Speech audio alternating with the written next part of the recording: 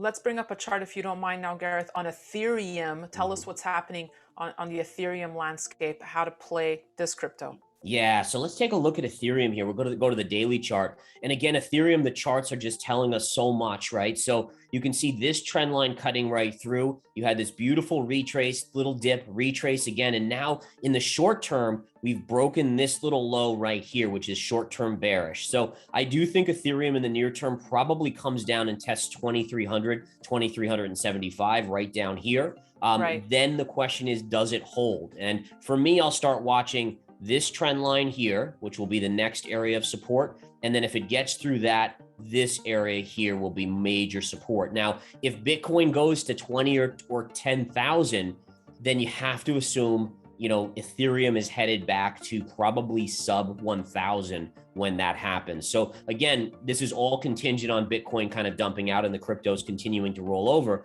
But if that does happen, then yeah, you're looking at, probably being able to buy Ethereum at $750 again, which would be, for me, an awesome entry price. If you don't mind, Cardano, please, because a lot of people have been stopping me saying, hey, I'm tempted to buy Cardano here around the buck level as we're speaking.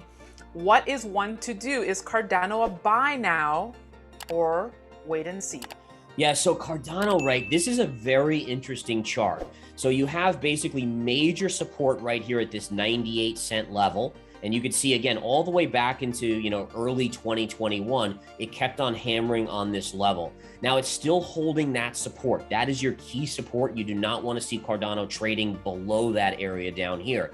Now, on the other side, if it breaks above this downsloping trend line, which connects the highs, then that would be a huge buy signal. Right now, that line's around $1.24, $1.25. It will continue to slope lower. So what I'm doing here is I do have a little position in Cardano. It is very small, but if it broke out, I would add to that position aggressively. And then if it breaks down here, I would probably at that point cut it and stay on the sidelines until it gets to a major support, the next major support. Okay. If I could squeeze in one more, Polkadot. Yes.